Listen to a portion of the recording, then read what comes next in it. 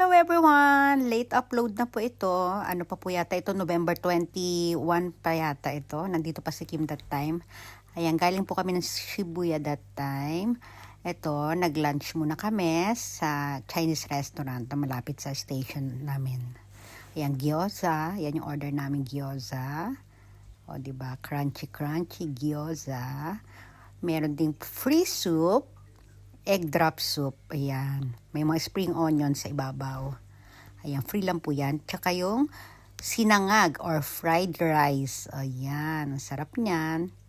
O talagang, ayan, bagay na bagay sa soup. So, ayan si Kim. O, sarap ng kain. Ayun, may nakatingin pa doon sa likuran. O, di ba? Kain lang.